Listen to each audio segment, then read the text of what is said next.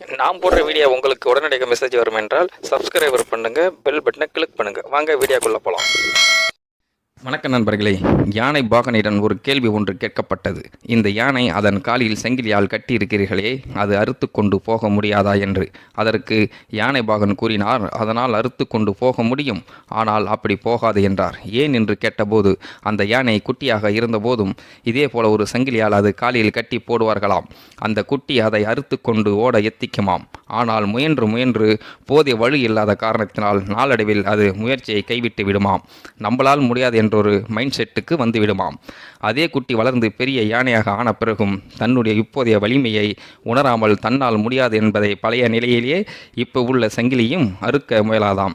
சங்கிலிக்கு பதிலாக ஒரு கயிறு காலில் கட்டப்பட்டு இருந்தாலும் அதனை அறுக்க முயலாதாம். காலில் கட்டப்பட்டு இருந்தால் இங்கேயே நின்று கொள்ள வேண்டும் என்ற மனநிலைக்கு அது பழகிவிட்டது. இந்த உதாரணம் யானைக்கு மட்டுமல்ல, நமக்கும் பொருந்தக்கூடியதே. எத்தனையோ முயற்சிகளை நாம் நம்முடைய வாழ்நாளில் எடுத்திருப்போம்.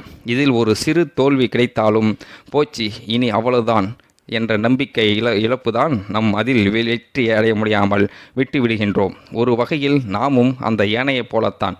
எளிதாக அறுத்து விடக்கூடிய கயிற்றை எப்படி அறுக்க முடியாது என்ற தன்னுடைய பழைய நம்பிக்கை குறைவிலேயே இருந்து விடுகிறதோ, அதே போல் நாம் பல சந்தர்ப்பங்களில் நம்மளால் முடியாது, நமக்கு சரிப்பட்டு வராது, நமக்கெல்லாம் இது ரொம்ப பெரிய விஷயம் என்ற அவநம்பிக்கையே நம் மேலே வர பெருந்தடையாக அமைந்து விடுகின்றன.